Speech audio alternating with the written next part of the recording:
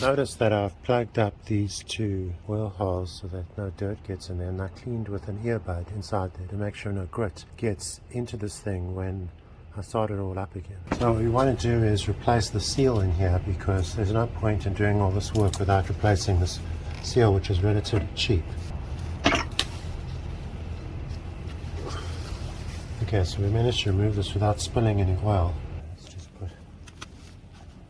So the seal is very easy to get out.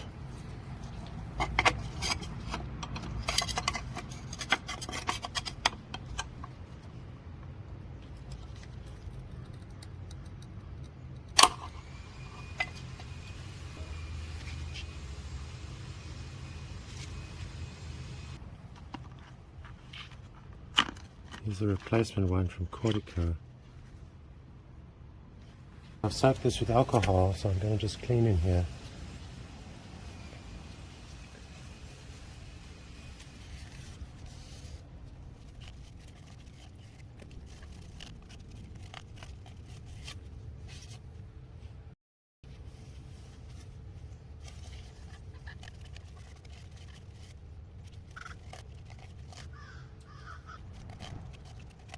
I actually caught some lint in there, which I just had to clean out. Possibly worth using lint-free cloth for this. Okay, so I lost this shot where I looped this up and pushed it in, so I'm just going to do it again on the old seal. So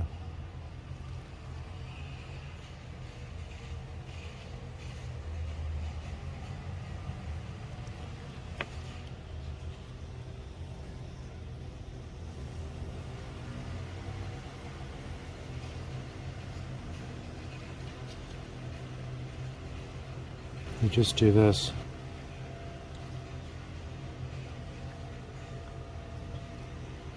Because it's lubricated with wet RTV, you can just push it in with your fingers. You don't actually need a seal tool.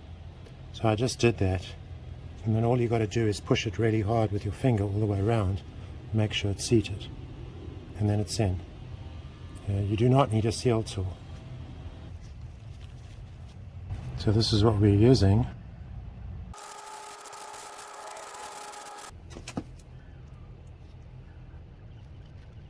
So that's a bit of Vaseline, which I'm putting on there so that I don't wreck the seal when this thing starts up.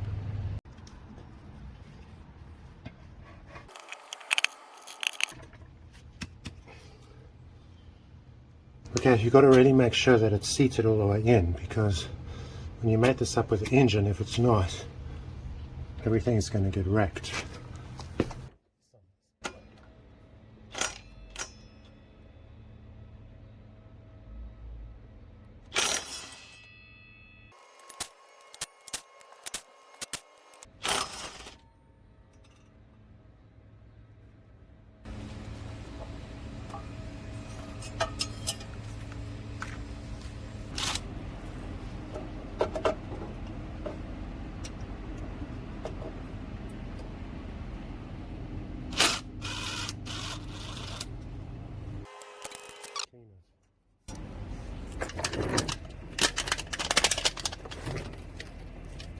So I'm just going to take a Coke can and feed it in here.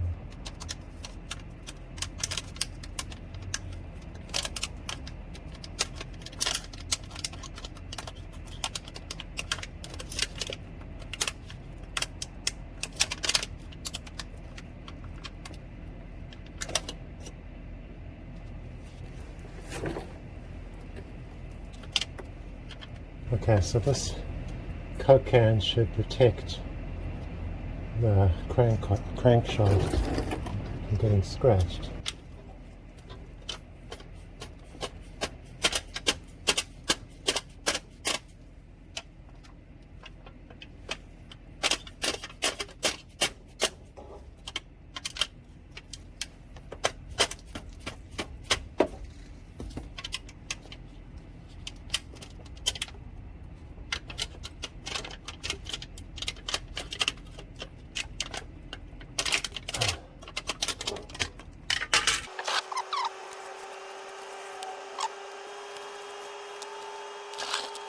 I think I'm going to switch to some acetone. Okay, that's clean enough to receive some RTV. Right, so there's two types of seals that you get for the N52 engine and for the N55 engine. You get the thick seal and you get the thin seal. The thick seal is the original specified BMW part number, but the thin seal will also work, and the thin seal is the one specified for the N55. Now this engine has the thin seal in it, or had the thin seal in it. So there's two ways to repair this crankshaft. The crankshaft has a wear ring around the mating surface of the seal. The first way is to use one of these sleeves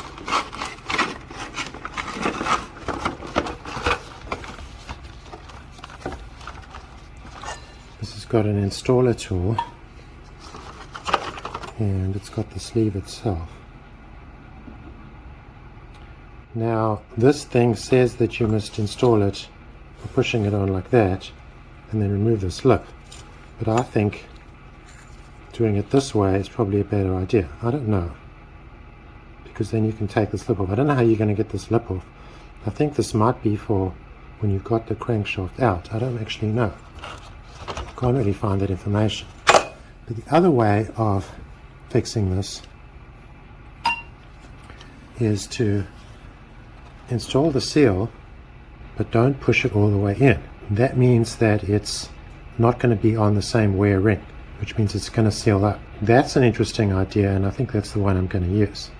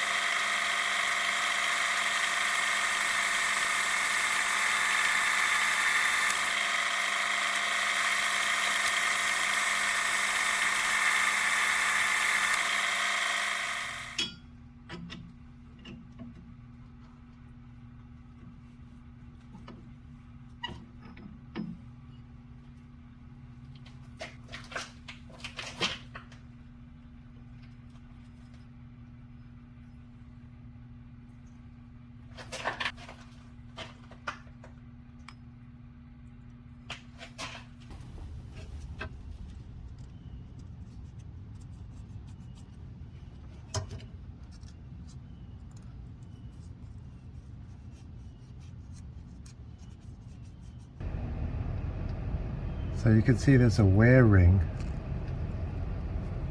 at the bottom of the hub. And you've got to avoid putting the seal on that wear ring because it will just leak again.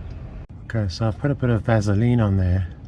You want some Vaseline because you don't want a dry seal against metal when the thing starts up.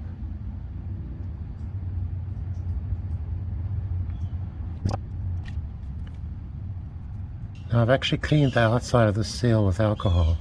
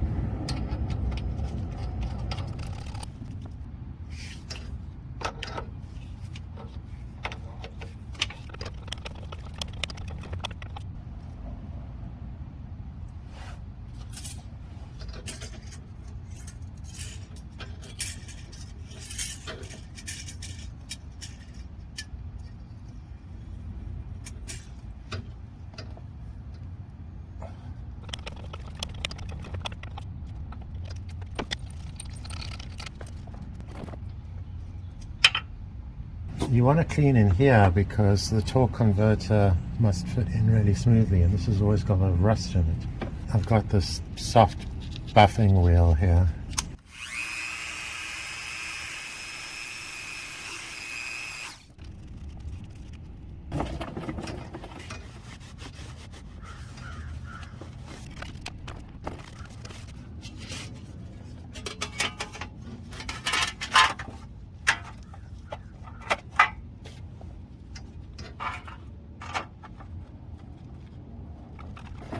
Okay, so I'm making this 7 Newton meters because that's what the aircraft specification says for M6 bolts.